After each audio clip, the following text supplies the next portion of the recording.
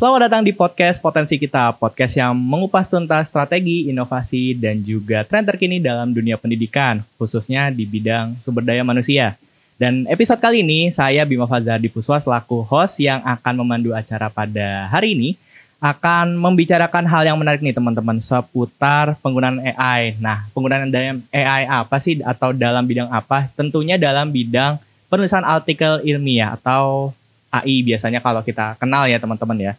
Dan juga kita sudah membawakan tamu yang spesial nih, bintang tamu yang cocok lah untuk penggunaan AI ini, dan juga beliau merupakan expert dalam bidang ini. Jadi tentu saja pembahasan ini akan sangat menarik teman-teman. Jadi tonton terus video ini sampai selesai teman-teman. Nah, kita kali ini kedatangan tamu yaitu Prof. Juneman. Selamat pagi Prof. Juneman. Selamat pagi Mas Bima. Selamat pagi pemirsa. Gimana kabarnya Prof? Baik, sehat. Alhamdulillah sehat ya Prof Mas Bima ya. juga sama. Dan Amin, teman-teman. amin. Tris ya sebutannya. Tris, ya. betul sekali. Juga sehat walafiat semua. Amin, amin. Gimana Prof? Akhir-akhir ini lagi sibuk apa sih Prof?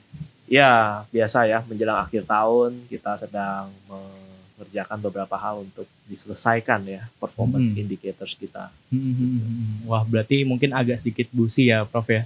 Iya, biasalah rutin di akhir tahun. Tutup buku Prof. Tutup buku. Tapi by the way Prof, kita di sini juga membawakan oleh-oleh nih Prof, yaitu kita projectnya Prof Juneman ada di belakang Prof, dan juga di sini. Wah, iya nih. Ada book chapter Smart City Prof. Future Wah. Jakarta. Nah, kalau misalkan diceritain sedikit nih Prof soal book chapter ini Prof, gimana sih Prof dari peran Prof sendiri mengenai book chapter ini Prof? Iya, saya dipercaya oleh LL Dikti untuk sebagai ketua penyunting ya, atau chief editor untuk buku ini. Senang sekali bisa berkolaborasi dengan para dosen di lingkungan LL Dikti. Aktif-aktif Mas Bima. Wah. Ya, dan sangat passionate untuk mengerjakan topik ini dan multidisiplin. Nah, itu menarik ya, membangun Jakarta kita dari berbagai sudut keilmuan. Wah, jadi bukan hanya Jakarta yang kaya akan budaya, tapi kaya akan teknologi ya Prof ya? Iya, semuanya berbaur jadi Betul. satu sesuai dengan kondisi situasi penduduk yang juga diverse begitu. Wah, ya. Keren sekali Prof. Iya. Berarti kita lanjut aja nih Prof, langsung ke topik pembicaranya Prof. Ya. Jadi yang pertama nih ada pertanyaan juga nih Prof. Nah, untuk bidang AI sendiri nih, bagaimana sih Prof pandangannya Prof mengenai potensi AI dalam mendukung penulisan dari artikel ilmiah di dunia akademik Prof? Baik ya, jadi AI ini hemat saya sangat potensial ya, Mas Bima dan Tris ya, bahwa AI bisa bantu kita untuk macam-macam sudah sering kita dengar, dan barangkali juga teman-teman yang muda-muda ini udah mulai explore. Betul, begitu ya, iya. Entah untuk misalnya membuat outline, untuk penulisan gitu ya, gali inspirasi, kemudian mungkin untuk menganalisis data sudah bisa. Betul. Mas Bima ya, jadi tanpa harus pakai software analisis data, cukup pakai AI itu bisa dikerjakan. Wah, merapikan citasi atau kutipan sampai translate itu juga memungkinkan. Tapi memang AI ini ada sisi lainnya, Mas Bima ya. Jadi ada kontroversinya. Ada yang mengatakan kalau kita terlalu tergantung pada AI, maka akan tumpul lah kreativitas kita. Nah, itu yang jangan sampai terjadi. Betul. Gitu, ya. Apalagi zaman sekarang nih Prof, kan banyak banget anak Gen Z terutama nih Prof. Betul. Yang sering ada ChatGPT aman. Nah, itu menjadi masalah Prof. Betul. Nah, di sini saya mau memberikan satu ilustrasi barangkali ya. Betapa bermanfaatnya ChatGPT ya, dengan segala hal yang mesti kita jaga ya. Sebagai contoh gini, Mas Bima, kalau kita nulis skripsi begitu, apa sih yang paling lama ya, fase paling lama pada saat menyelesaikan skripsi? Umumnya kan ketika merumuskan masalah. Betul, ya Mas ya. Benar ya? Iya. Merumuskan masalah, menentukan topik bersama para dosen. Betul. Ya kan? Dosen pembimbing kita ya, itu biasanya lama. Nah, itu sekarang bisa dibantu dengan AI. Saya ambil contoh konkret dan Tris bisa mempraktekkan begitu ya. Fenomena apa sih yang di sekitar lingkungan yang menarik perhatian Tris? Ya, katakanlah belakangan ini ada kasus ya yang lagi viral nih ya, misalnya soal ada katakanlah pemuka agama, ya, kemudian seperti berkata-kata tertentu penjual es teh, ya kan? Waduh. Kalau mau dijadiin case study itu bagaimana? Nah, bisa loh teman-teman itu kalau memang meminati sebuah fenomena, apalagi sudah viral di tingkat nasional, bahkan internasional. Saya dengar Perdana Menteri Malaysia sampai mengeluarkan komentar. Betul. Itu lagi viral juga. Lagi viral, ya Iya. kan? Nah, silahkan deskripsikan fenomenanya itu, tulis di ChatGPT. Misalnya ya, saya mencermati fenomena, lukiskan saja fenomenanya apa. Kemudian titik, kemudian tuliskan pertanyaan. Prompting kepada ChatGPT. Jika saya ingin melakukan penelitian di bidang misalnya psikologi atau sosiologi, kira-kira konsep apa yang bisa saya angkat? Nah, ChatGPT akan memberikan konsep-konsep yang bisa diteliti. Menarik sekali, bukan? Betul. Apalagi kan dengan bantuan itu kan Gen Z ini makin males, Prof. Itu masalahnya, Prof. Iya. Nah, itu jangan sampai ke sana ya. Artinya saya juga menghimbau atau mengajak kita semua begitu ya. Bagaimana sih supaya tidak malas? Coba kita pikirkan dulu dan minta ChatGPT untuk memberikan feedback begitu ya. Itu silahkan saja. Bagi saya begini, ChatGPT itu bisa menjadi peer yang baik buat kita ya.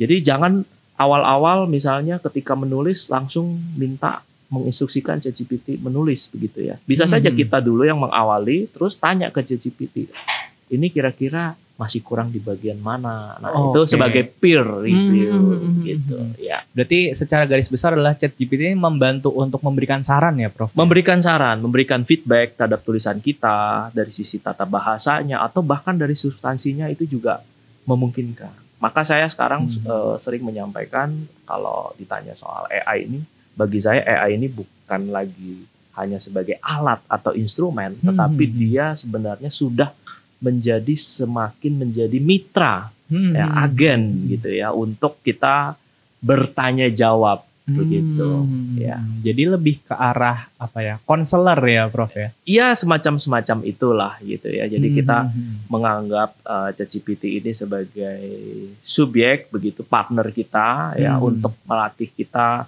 kekritisan kita bertanya jawab dengan dia. Gitu. Oke. Tapi Prof, ada lagi nih, Prof, kan kita sebagai Gen Z ini memanfaatkan teknologi juga nih, Prof. Iya. Nah, betul. Terus banyak orang yang belum mengerti tentang open source atau open science nih, Prof. Nah, itu tuh apa sih, Prof, sebenarnya? Iya, jadi open science itu sebenarnya sekumpulan prinsip dan praktik untuk membuat sains atau ilmu itu bisa dinikmati atau enjoyable buat semua. Mulai dari sains itu dihasilkan sampai dengan hasil dari sains itu sendiri, begitu ya. Saya ambil contoh begini. Open science itu ada beberapa komponen ya. Misalnya open access. Contoh ya, ini paling sederhana. Mahasiswa kan sering nih, wah saya lagi butuh artikel jurnal, ya tahu-tahu saya masuk ke situs penerbitnya, terkunci artikelnya. Oh iya, betul. Nah, itu kan open science bilang artikel itu harus open access, begitu kan. Terus ada lagi guys, bahwa di pandemi yang lalu nih, ada kejadian Mas Bima. Mungkin Mas Bima dan Tris ingat ya, waktu itu waktu vaksin COVID-19 itu belum ditemukan, ada yang mengklaim obat malaria bisa mengobati COVID. Dan terbit di jurnal gitu ya. Nah, kemudian ada pembaca yang meragukan. Saya skeptis nih terhadap temuan ini. Mana datanya gitu ya. Nah, ternyata sayangnya pada waktu itu penulis mengatakan ini data rahasia kami, rahasia perusahaan. Akhirnya harus dicabut artikel tersebut. Nah, ini bicara soal open data di dalam open science. Artinya adalah hasil-hasil penelitian itu harus bisa diaudit oleh pembaca. Nah, ini prinsip open science ya. Harus ada prinsip transparansi, auditability. Kira-kira begitu open science maksudnya. Berarti memang open science ini dibuka untuk publik supaya publik tahu. Tapi memang publik ini masih belum tahu etikanya, Prof, sebenarnya sih, Prof. Nah, itu dia. Nah, dalam open science ini sebenarnya hal yang sangat penting, yang sangat mendasar adalah kalau kita pakai ChatGPT, pakai generative AI, mau Copilot, sekarang kan ada ya Copilot, Gemini dan sebagainya, Perplexity dan sebagainya. Apa yang harus kita lakukan? Kalau menurut prinsip open science adalah akui bahwa kita pakai AI itu. Gitu ya. Nah, ini belum membudaya di Indonesia, tetapi saya sudah mencermati di sejumlah world class universities di luar negeri itu sudah mempraktikkan itu. Di artikel jurnal misalnya, ketika penulisnya mau dosen, mau mahasiswa, itu dia menggunakan ChatGPT untuk bikin pendahuluan, introduction, membuat outline-nya. Silahkan tulis sebelum daftar pustaka itu ada section acknowledgement atau pengakuan. Saya menggunakan ChatGPT untuk menghasilkan outline pendahuluan. Nah, itulah prinsip open science, transparansi. Gitu. Nah, tapi apakah Prof, jika memang kita mengakui lah istilahnya untuk kita pakai ChatGPT, banyak mahasiswa di luar sana, banyak dosen di luar sana malah kayak, lo nggak boleh pakai GPT. Nah, itu Prof sebenarnya. Nah, itu yang keliru. Maka tadi saya sampaikan bahwa ChatGPT itu menjadi mitra kita. Ibaratnya gini, kita nulis ilmiah saja, kalau ada satu pendapat dari seorang ilmuwan, misalnya saya mengutip Profesor Komarudin Hidayat. Saya citasi kan? Benar nggak? Betul. Hidayat tahun 2006. Betul kan ya? Nah, sekarang ibaratnya seperti itu.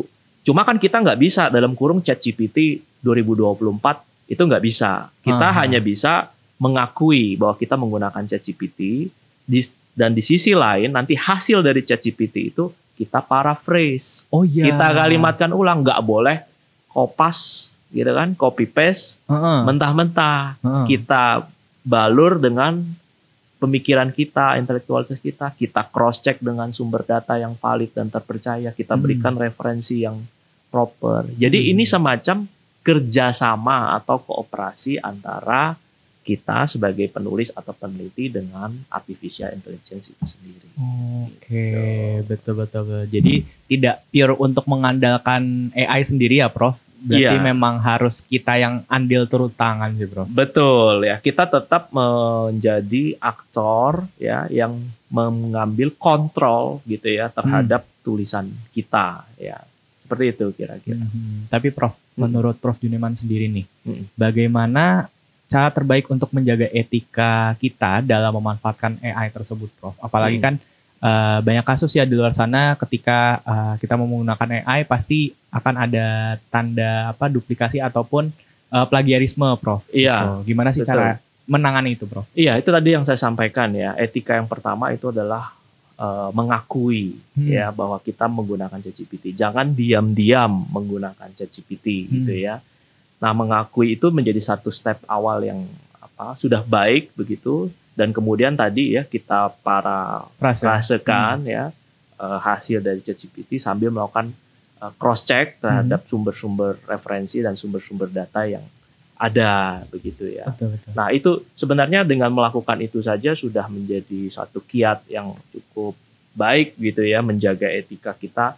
Artinya kita tidak terjebak pada misalnya adalah plagiat begitu ya. Karena kan ChatGPT ini berasal dari data yang dilatihkan atau ditrain pada mereka ya. Artificial intelligence itu saya tahu beberapa perusahaan itu mengadakan kerjasama, misalnya dengan penerbit jurnal dan sebagainya, supaya informasi itu disuplai ke ChatGPT menjadi bahan training mereka, begitu ya.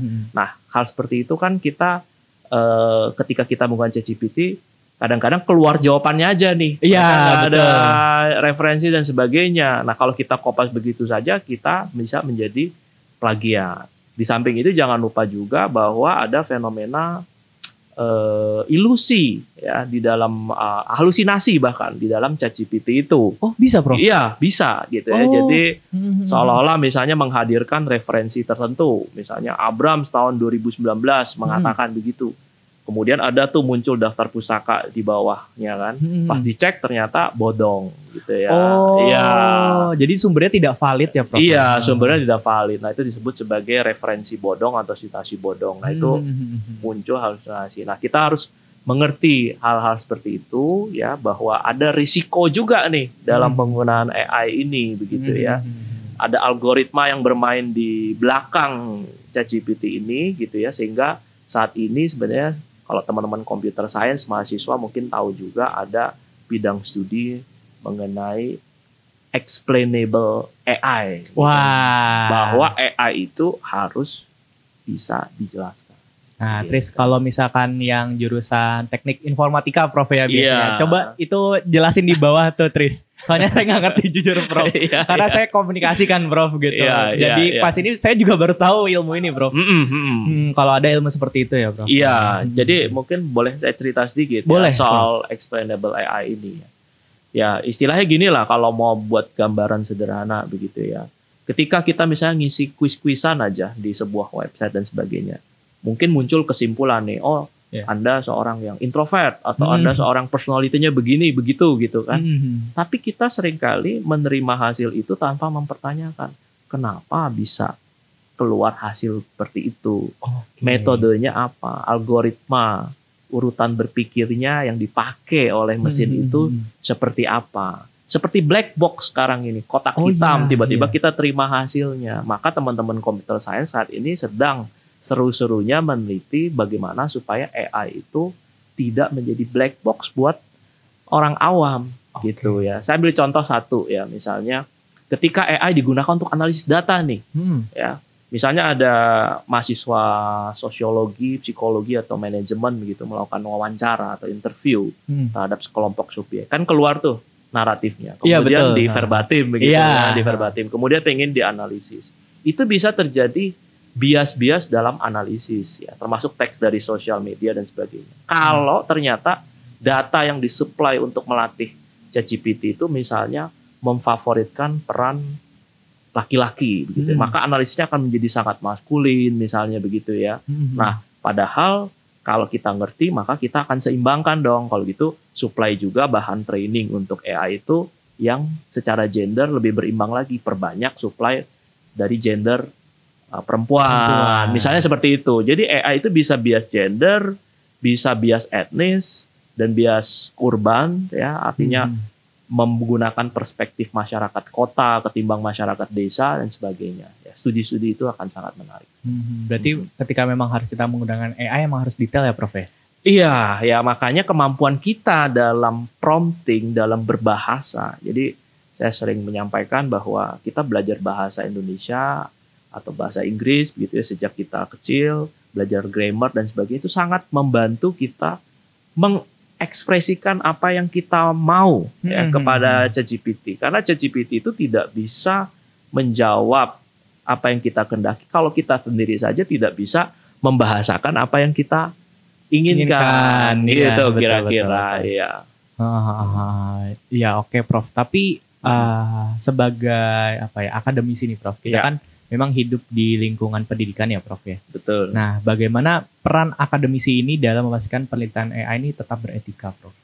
Iya, ya tadi yang saya sampaikan tadi ya, bahwa akademisi itu perlu menyadari bahwa penggunaan AI ini ada guidelines-nya, begitu ya. Maka peran perguruan tinggi sebenarnya ya bersama dengan para dosen dan sebagainya, kumpulkan sebanyak mungkin case study tentang pemanfaatan AI ya. Misalnya untuk menganalisis data seperti apa, untuk membuat tulisan seperti apa, kumpulkan dan buat pembelajaran bersama, lesson bersama yang didokumentasikan di dalam guidelines ya. Jadi menyusun guidelines bersama ya, saya nggak tahu apakah semua perguruan tinggi sekarang. Saya sih yakin mahasiswanya udah banyak yang pakai Betul. GPT. Iya. Ya. Kemdikbud juga sudah mengeluarkan undang-undang pedoman ya kan, tentang penggunaan AI begitu ya. Tetapi perguruan tinggi juga perlu selain mensosialisasikan begitu, tetapi juga mempelajari case-case yang ada di lapangan ya, supaya penggunaan AI ini lebih tepat lagi, lebih beretika lagi. Oke, tapi Prof, untuk pemerintah sendiri nih, Prof, apakah selain mengeluarkan pedoman itu, apakah perlu ada badan untuk istilahnya tuh membuat AI ini jadi jauh lebih beretika nggak sih, Prof? Iya, sebenarnya pihak manapun, misalnya LDikti sebagai koordinator gitu ya dari kampus-kampus yang ada di Jakarta, bisa saja sebenarnya gini, melakukan resource sharing gitu ya antar perguruan tinggi, karena ada perguruan tinggi mungkin yang lebih kuat dalam hal sumber daya AI-nya gitu ya, itu bisa resource sharing atau ada keahlian atau expertise gitu ya yang bisa kemudian saling sharing dengan perguruan tinggi lain begitu ya. Iya. Kemudian yang kedua barangkali adalah pemerintah mungkin ada proyek-proyek aplikasi yang menggunakan AI seperti kemarin kan ada LKT ya. Iya, betul. Menggunakan AI ya, LKT. Tris ya. Betul. Itu aplikasi. Nah, sebenarnya aplikasi semacam itu bisa menjadi ajang laboratorium AI bersama buat para insan perguruan tinggi yang ada di wilayah tersebut ya, supaya nanti menjadi case study yang menarik ya dalam penggunaan AI itu sendiri. Tapi Prof, ini nyambung lagi nih Prof. Ya. Nah, kira-kira ada resiko nggak sih di balik potensi AI tersebut di perguruan tinggi ini, Prof? Iya, itu tadi ya, resikonya bisa saja misalnya tadi terjebak dalam plagiat ya karena kopas sembarangan gitu ya, atau begini kurang memperhatikan lisensi dari materi yang digunakan oleh AI begitu ya, itu juga bisa memicu pelanggaran hak cipta gitu ya. Ini kasus-kasus semacam itu sudah terjadi sebenarnya. Maka ketika kita menggunakan AI tadi sekali lagi kita harus memastikan meng-cross check sumber-sumbernya. Dan juga begini, jangan salah, mahasiswa, dosen, peneliti itu bisa saja menggunakan AI untuk misalnya merekayasa data, bisa. Ya, data engineering disebutnya. Gitu ya. Caranya gimana tuh, Prof? Iya, misalnya gini, kalau mahasiswa atau peneliti atau dosen begitu ya, pengen meneliti sebuah korelasi antar dua variabel misalnya, atau membuat model penelitian, kan seringkali kalau kuantitatif itu kan membutuhkan signifikansi statistik. Betul, gitu kan? Iya. Modelnya signifikan nggak sih? Korelasinya signifikan sih? Perbedaannya signifikan atau tidak? Nah, AI itu sebenarnya bisa di tangan kita itu jadi kita pakai untuk merekayasa datanya atau data engineering supaya mengenerate data yang menghasilkan model yang signifikan. Itu bisa gitu ya. Mungkin kalau dalam istilah di Permendikbudristek 39 2021 itu sudah tergolong falsifikasi data. Jadi bayangin ya, AI itu bisa digunakan untuk mengenerate data atau fabrikasi data. Artinya kita tidak turun ke lapangan, tidak ambil data di lapangan, seolah-olah kita turun ke sana dan datanya ada. Iya. Nah, itu hati-hati, itu fabrikasi namanya. Falsifikasi itu tadi, kita betul turun ke lapangan, dapat datanya, kita entry di Excel dan sebagainya, tapi kita utak-atik tuh angkanya 5 jadi 1, 6 jadi 3, dan itu supaya lebih cepat dikerjakan oleh AI. Nah, itu aspek etik ya saya kira. Ada lagi juga saya mencermati kasus-kasus ingin memproduksi sebanyak mungkin artikel gitu ya. Artikel penelitian ya, seolah-olah ini penelitian empiris padahal ini dibikin oleh AI ya. Penelitian empiris itu maksudnya penelitian yang berasal sumber datanya dari lapangan. Tapi seolah-olah saja ya kan. Padahal itu dibuat oleh AI. Betul, ya. Artikelnya kalau dibaca sekilas, wah ini sepertinya memang turun ke lapangan si penelitinya, padahal itu disebut sebagai counterfeit atau fake article gitu ya. Nah, itu aspek-aspek etika yang perlu kita perhatikan.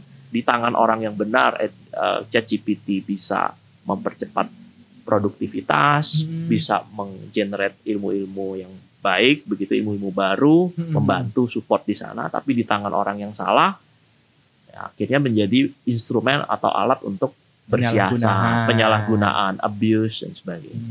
Gitu. Oke.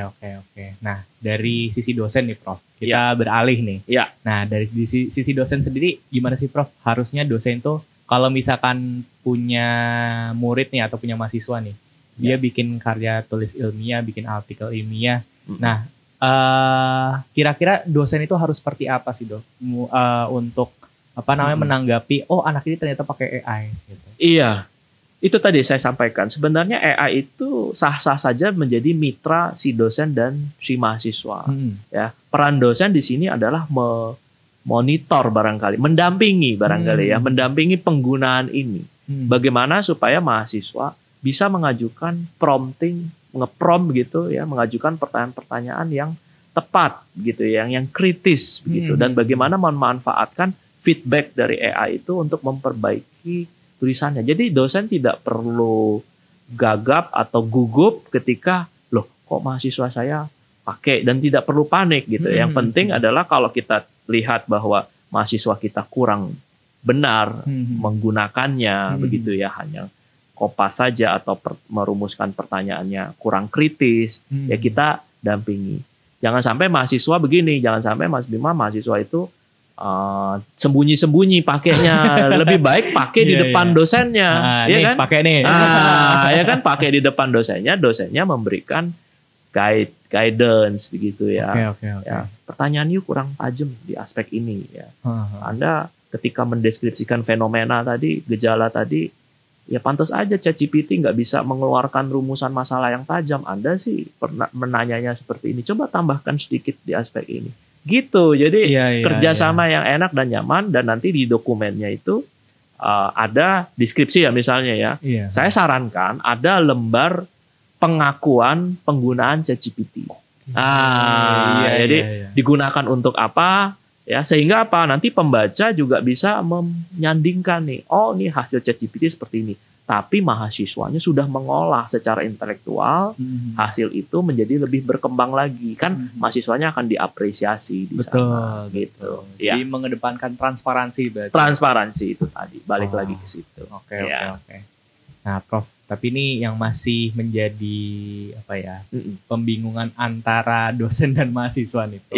Iya, gimana? Nah, sebenarnya baik lagi sih Prof, ada beberapa dosen tuh yang masih buta lah istilahnya dengan ChatGPT, Gemini ataupun cloud dan yang lain sebagainya atau AI gitu. Perlu nggak sih Prof untuk dosen ini belajar teknologi agar supaya mereka ini lebih ngerti lagi sih Prof? Gitu. Iya, sangat perlu gitu ya. Memang salah satu problematika yang terjadi di lapangan adalah ada dosen-dosen yang tidak pernah menyentuh sama sekali ChatGPT gitu ya. Mungkin dosen tersebut pernah ngikutin seminar tentang generatif AI untuk menulis dan sebagainya ya, tapi tidak pernah mengalami sendiri ya. Nah, itu kan berarti sudah kalah langkah dengan si mahasiswa ya. Padahal dosen ini kan perlu untuk menjaga kualitas atau mutu dari riset mahasiswa itu begitu kan ya. Kalau mahasiswanya menggunakan ChatGPT secara serampangan, secara kurang etis begitu kan, akhirnya kan yang rugi sebenarnya bukan hanya mahasiswa tapi juga reputasi dosen pembimbingnya dan juga reputasi institusinya gitu. Jadi yang Mas Bima sampaikan saya sangat sepakat bahwa dosen harus menyelami penggunaan artificial intelligence ini. Iya, betul. Banyak model AI yang sekarang bertebaran nih Prof. Entah itu buat entah ChatGPT, entah Gemini Pro ataupun sebagainya Prof. Iya. Tapi menurut Prof sendiri ini tuh sebenarnya bahaya nggak sih Prof? Iya, tadi sebenarnya sudah saya ungkap juga ya bahwa yang membuat bahaya itu adalah pola penggunaan kita sendiri ya. Jadi jangan menjebak diri kita pada pola penggunaan yang membawa kita pada bahaya. Sebagai contoh tadi dependensi atau ketergantungan. Begitu ada suatu masalah, kita langsung tanya pada ChatGPT. Saya ingat ya ada satu pencermatan saya di kelas saya sendiri ya. Dan saya agak menegur juga gitu ya. Ketika mahasiswa saya tugaskan untuk presentasi suatu topik ya di psikologi sosial, katakanlah tentang stereotype ya, dia presentasi. Terus saya tanya, ada pertanyaan gitu. Ya mulai pada nunduk-nunduk biasa ya, orang nunduk-nunduk mahasiswa gitu kan. Beda dengan di Amrik begini semua gitu. Iya, beda nunduk ya. Kemudian ayo kita buka nih sesi pertanyaannya nih, ajukan pertanyaan. Terus pada main HP gitu. Ternyata bikin pertanyaan. Pakai ChatGPT. Dilontarkan dong pertanyaannya ke presenter. Ya, mahasiswa juga ya kan. Mahasiswa di situ juga buka HP. Sambil jawab, Yang nanya menghasilkan pertanyaan pakai ChatGPT, dilempar yang mau jawab juga pakai ChatGPT. Itu bukannya kesemuan ya. Itu kan jadi kepalsuan gitu dalam proses pembelajaran gitu ya. Nah, hal-hal seperti itu perlu kita waspadai, pola-pola penggunaan seperti itu. Tadi di depan saya kan sudah menyampaikan, mungkin saya tegaskan ya kembali dalam sesi ini ya. Kalau kita pakai ChatGPT untuk nulis pendahuluan nih misalnya. Saran saya sih ketimbang langsung menginstruksikan ChatGPT buatlah pendahuluan sekian paragraf, sekian kalimat tentang topik ini. Lebih baik kita usaha dulu. Kita bikin, kita cari di Google Scholar materinya, kita susun. Boleh deh tuh nanti hasil yang kita bikin itu diserahkan ke AI untuk ditanyakan bolongnya di mana sih, masih ada bagian yang kurang koheren nggak, masih ada bagian yang kurang dimengerti nggak oleh orang awam dan sebagainya. Kita bisa bertanya ke sana. Nah, kita kemudian revisi. Jadi pola penggunaan kita lah yang menentukan apakah ini akan menguntungkan kita, membuat kita lebih cepat, lebih produktif, atau bahkan sebaliknya menumpulkan inteligensi kita, menumpulkan kreativitas kita. Gitu. Nah, itu kan tadi dari sisi mahasiswa nih, Prof. Iya. Nah, sekarang sisi dosen nih, Prof. Nah, kebetulan kan pasti dosen-dosen kan banyak yang mengirimkan jurnal ataupun artikel ilmiah gitu. Nah, apa sisi bahayanya, Prof? Kalau untuk dari sisi dosen? Iya. Ada contoh yang agak lucu ya sebenarnya ya dalam hal ini ya. Ada dosen yang kepleset menggunakan ChatGPT. Jadi ceritanya kalau ChatGPT kan pada masa awal-awalnya tuh kalau kita tanya kan, tentu saya tahu kata ChatGPT-nya gitu kan. Iya. Ya kan? Terus baru keluar jawabannya ya kan. Tentu saya tahu. Jawabannya adalah gini-gini. Itu tentu saya tahunya itu kebawa, di-copy sama si dosen ke dalam artikel jurnal gitu ya. Yang agak aneh juga, itu jurnal terbitan penerbit besar lah, saya nggak usah sebut. Kelolosan editornya, dan itu tidak sekali dua kali loh, terjadi beberapa kali yang mengakibatkan artikel itu harus dicabut. Diretraksi namanya. Itu penerbit internasional ya pada waktu itu. Artinya apa? Di situ ada pemakaian yang serampangan tadi ya terhadap ChatGPT. Jadi menyandarkan sepenuhnya pemikiran kita gitu ya, kita serahkan kepada GPT. Nah, itu menurut saya perlu diwaspadai oleh dosen. Juga warna tulisan ya. Kita tentu ingin menjadi dosen yang punya reputasi ya, teman-teman ya, punya reputasi dan orang bisa mengenal warna tulisan kita. Kalau kita ingat, kita baca nih buku-buku zaman dahulu nih ya, Muhammad Hatta, Sultan Takdir Ali Syahbana, atau penulis-penulis gitu ya, Emil Salim dan sebagainya, Komarudin Hidayat. Kita kan punya sense ya, wah ini warna tulisannya beda nih dari Budi Dharma atau dari Frans Magnus Suseno gitu ya. Tapi kalau kita serampangan pakai ChatGPT itu jadi flat aja gitu. Warna tulisan satu sama lain itu nggak bisa dibedakan gitu ya. Jadi untuk branding kepakaran si dosen juga nggak akan jalan gitu betul. Karena nggak ada yang khas yang bisa dilihat, yang bisa dinikmati ya. Kita sebagai dosen harus tetap ambil kendali terhadap warna tulisan kita. Diksi-diksi atau pilihan kata yang kita pakai. Jangan semuanya diserahkan pada ChatGPT. Kira-kira begitu. Oke. Nah, tadi kan kita sudah ngomongin pelatihan nih, Prof. Nah, kira-kira pelatihan awal apa nih, Prof, yang tepat untuk mahasiswa dan dosen untuk penggunaan AI ini? Karena kan pasti banyak banget nih, Prof, yang kayak gue harus mulai dari mana gitu. Iya.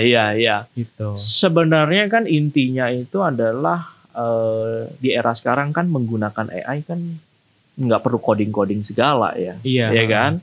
Yang penting adalah promptingnya itu kan. Jadi menurut saya yang krusial itu justru kemampuan linguistik, ya, kemampuan berbahasa, kemampuan merumuskan pertanyaan kita kepada ChatGPT ya, supaya dia bisa artinya kita menggali ya, ChatGPT itu supaya keluar potensi terbaiknya ya dari ChatGPT ini gitu ya.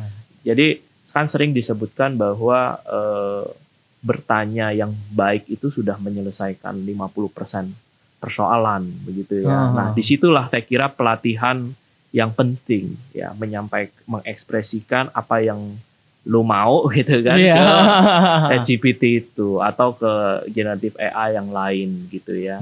Jangan salah, kemampuan berbahasa kita ya mungkin ada sebagian mahasiswa, mungkin tidak semua begitu ya. kita kan sering mendengar keluhan gitu, dosen-dosen yang memberikan tugas esai kepada mahasiswa. Ini di masa lalu ya, sebelum ChatGPT semarak, mungkin sekarang sudah pada pakai ChatGPT. Dosen-dosen terpukau dan tidak sadar bahwa itu hasilnya ChatGPT. Tapi di masa-masa lampau ketika dosen memberikan tugas membuat esai, saya sering mendengar komentar-komentar, ini kayaknya kemampuan berbahasa anak-anak apa mengalami penurunan ya dari masa ke masa begitu ya. Saya nggak tahu apakah itu pengaruh dari penggunaan media sosial yang kemudian komennya singkat-singkat dan informal begitu ya, sehingga untuk berbahasa secara formal itu cukup banyak ditemukan kendala dan anekdot-anekdot bahwa jangan-jangan ada penurunan kemampuan berbahasa, mengekspresikan diri dalam bahasa. Nah, saya kira itu yang perlu di-tackle terlebih dahulu gitu. Ya. Tapi sebelumnya Prof, satu tips prompting dari Prof Juneman.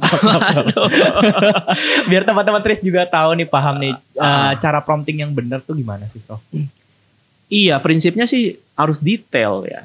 Artinya kita mau memerankan si ChatGPT ini sebagai apa gitu. Kalau tadi kan saya ambil contoh di awal gitu ya. Misalnya, saya adalah seorang peneliti yang sedang meneliti soal katakanlah korupsi begitu kan ya. Saya mencermati ada fenomena operasi tangkap tangan ya yang terjadi pada gubernur mana begitu ya. Kasusnya adalah seperti ini. Nah, titik gitu kan. Nah, jika saya ingin mengangkat itu menjadi sebuah studi kasus, itu kan kalimat promptingnya. Jika saya ingin mengangkat itu sebagai sebuah studi kasus, ya kira-kira variabel atau konsep apa yang bisa disarankan gitu ya. Nah, nanti jawaban itu silahkan diperinci lagi, dielaborasi lagi, kita tanyakan lagi. Kira-kira begitulah kira ya. Berarti memang disarankan ya, bukan buatlah ya. Iya, sebenarnya ya sama aja sebenarnya esensinya gitu ya. Tapi di sini kita hal yang paling mendasar adalah mendeskripsikan situasinya, perannya ya. Kalau misalnya ya ada sebuah hasil dari ChatGPT yang kemudian bahasanya kita nilai kurang ilmiah nih, atau bahkan bahasanya kayaknya terlalu informal begitu. Kan kita bisa prompting lagi itu. Buatlah jawaban tadi dengan tones akademik lebih tinggi, ya kan? Bila perlu sertakan jargon-jargon yang utama menyertai tulisan ini. Ya silahkan gitu. Nah, ketika nanti hasil skripsi kita nih, ini juga saya bicara aspek yang penting juga buat mahasiswa dan dosen ya. Kita kan pengen skripsi kita itu juga bisa dinikmati oleh masyarakat awam gitu ya. Skripsi saya sendiri by the way jadi buku pada waktu dulu gitu ya. Ada juga skripsi teman saya itu judulnya Derita Cinta Tak Berbalas. Wow. Penelitian psikologi jadi buku gitu kan. Bisa dinikmati oleh masyarakat ya. Nah, ChatGPT bisa membantu kita untuk mentransform isi skripsi kita menjadi bahasa lay people gitu ya. Nah, itu juga salah satu fungsi dari ChatGPT. Jadi jangan berhenti paper ilmiah kita masuk perpustakaan, kita dapat nilai A, selesai gitu ya. Tentu kita pingin amalan lewat ilmu ini bisa terjadi, maka manfaatkanlah ChatGPT itu bukan hanya untuk meringkas dan bikin paper ilmiah, tapi menjadi misalnya buku populer atau posting-posting media, Instagram, TikTok yang populer. Kira-kira begitu. Jadi punya kebermanfaatan yang lain ya? Punya kebermanfaatan yang lain gitu. Itu istilahnya di dunia internasional adalah science communication. Ya, dan ChatGPT bisa bantu kita untuk science communication atau SciComm ya singkatannya ya. Intinya adalah membuat yang baku, yang formal, yang jargonistik itu menjadi bisa dinikmati oleh masyarakat awam. Gitu ya. Saya pernah tuh terima paper ya dari seorang peneliti di bidang food technology gitu ya. Saya baca istilah-istilah kimiawinya, saya nggak ngerti gitu. Saya bilang coba bahasakan secara awam gitu kan. Ya, saya tugaskan begitu kan. Akhirnya dibikin. Ternyata bahasa awamnya itu adalah minyak kayu putih untuk ngawetin buah gitu ya. Saya nggak paham dari kalau baca paper yang terbit itu. Itu maksudnya, dan sekarang sudah jadi posting di Instagram gitu ya. Nah, seperti itu kira-kira. Oke, jadi lebih sederhana ya Prof. Lebih sederhana. Sayang sekarang sebenarnya dari dulu kita di perpustakaan banyak sekali hasil-hasil penelitian, mau skripsi, tesis, disertasi yang akhirnya hanya teronggok sebagai syarat kelulusan dan nggak kemana-mana. Jadi hanya stuck di situ aja di perpus. Ya, padahal nanti itu juga jadi portofolio teman-teman, ya kan? Ketika teman-teman mempopulerkan risetnya melalui media sosial dengan bahasa yang sederhana dan mudah tadi, orang lain mungkin ada yang tertarik atau bahkan calon supervisor dari S2 kita nggak tahu gitu kan. Wah, ini keren nih, oke nih, dia juga bisa sampaikan ke awam dengan lebih baik. Udah deh, saya mau jadiin bimbingan, dia kontak lewat DM dan sebagainya. Jadi itu juga memicu kolaborasi gitu kira-kira. Oke, nah Prof, kira-kira nih Prof, kita sudah ada di penghujung acara nih. Oh Prof. iya, baik. Nah, kira-kira ada saran atau tips nggak sih untuk mahasiswa atau dosen yang mau nulis artikel ilmiah gitu agar lebih beretika lagi ataupun dia bisa memanfaatkan dengan baik, Prof? Iya, sebenarnya tadi kita sudah bahas ya dari berbagai aspek ya. Pesan saya adalah mari kita optimalkan ini, sarana yang tersedia ini. Jangan hindari dan jangan panik ketika ada yang menggunakan mungkin secara belum tepat. Kita masih dalam fase pembelajaran. Kayaknya ChatGPT baru semarak tahun berapa ya? 2020 bro. 2020 ya kan? Kita COVID, ChatGPT keluar tuh. Mulai keluar kan, ya kan? Jadi ini kita masih dalam fase eksperimentasi, ya. Silahkan bereksperimen untuk penggunaan ChatGPT ini. Tapi tetap juga aspek manusiawi kita dalam arti kita sebagai human kan punya intelligence, punya creativity begitu ya. Jangan sampai tergerus karena penggunaan ini. Sebaliknya penggunaan ini harus memperkaya creativity kita dan memperkaya intelligence kita. Jangan salah, ChatGPT dan generative AI lainnya itu punya yang namanya sumber daya alam. Sumber daya alam itu adalah jadi ceritanya gini, ChatGPT itu kan menerima input dari macam-macam ya. Katakanlah sejagat Google dia crawl menjadi bahan. Katakanlah seperti itu. Yang tersedia di Google, yang dia crawl itu sebenarnya disebutnya sumber daya alami dari ChatGPT. Sumber daya alami itu apa? Pikiran-pikiran manusia sendiri yang ditulis tanpa menggunakan mesin ya. Betul. Nah, bayangkan ya kalau misalnya yang menjadi bahan dari ChatGPT ini ya, atau generative AI lainnya, sumber daya alami ini semua sudah diolah oleh ChatGPT. Ya, kemudian manusia malas untuk mengeluarkan kata-kata alami, artinya bikin storyboard pakai ChatGPT, ya kan? Dan sebagainya betul. Malas mengeluarkan kata-kata sendiri gitu. Ada yang menyebut bahwa itu salah satu bencana AI, yaitu kehabisan sumber daya alami untuk untuk generatif AI itu sendiri. Nah, kita tentu tidak ingin terjadi hal seperti itu. Kita harapkan sumber daya alam itu tetap tersedia dan sebagainya. Dan ini peran dosen, mahasiswa di perguruan tinggi kan sumber daya intelektualitas, ya kan. Nah, silahkan berperan juga bagaimana supaya sumber daya alam ini tetap tersedia sehingga nanti orang awam yang mau menggunakan, orang yang tidak berada di perguruan tinggi mau menggunakan itu juga bisa menggunakannya dengan baik. Jadi tetap pertahankan berpikir kritis, ya, gunakan salah-salah yang ada. Terapkan prinsip transparansi, auditability tadi, open science tadi, begitu ya. Dan silahkan kontrol tulisannya supaya tetap menjadi warnamu sendiri. Ya, tulisan itu orang bisa kenal bahwa itu adalah milikmu. Oke, siap. Satu pertanyaan pamungkas, Prof. Dari sekian banyak AI, mana yang paling bagus, Prof? Iya. Ya, jawaban saya diplomatis akhirnya ya, dalam arti tergantung kebutuhannya kan. Ada AI yang saya tahu bisa membuat peta konsep, ya, mind mapping gitu kan, yang kekuatannya memang di sana gitu kan. Ada AI yang kekuatannya menganalisis data kuantitatif begitu ya, ya kita gunakan di sana gitu ya. Jadi tidak ada satu generative AI yang sangat bisa kita andalkan tergantung kebutuhannya. Tapi saya juga ada catatan di sini gitu ya. Karena gini, kita tahu ya AI, generative AI termasuk itu ada feature free, ada feature premium. Iya, betul. Ya kan? Nah, coba kita refleksikan siapa yang bisa menggunakan feature premium, yang bisa menghasilkan tulisan yang lebih barangkali lebih bermutu, lebih cepat, ya kan? Oh. Orang-orang yang punya uang, Betul. ya kan?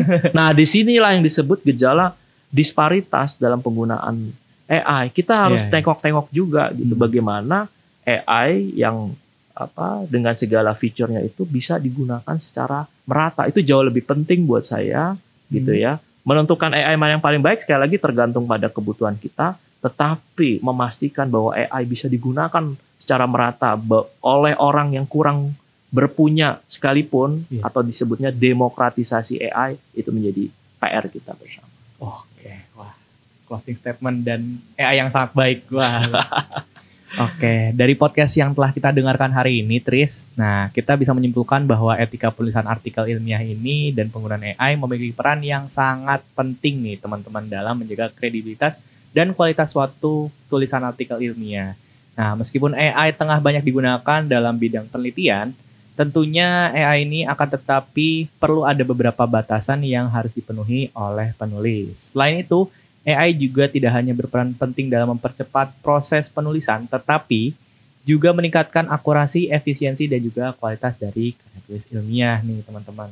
Nah, semoga dari diskusi ini teman-teman membuka wawasan baru nih untuk open-minded untuk seputar AI ini lah teman-teman. Jadi bisa lebih bijak lagi dalam menggunakan AI dan juga dalam menggunakan AI dalam karya tulis ilmiah nih teman-teman.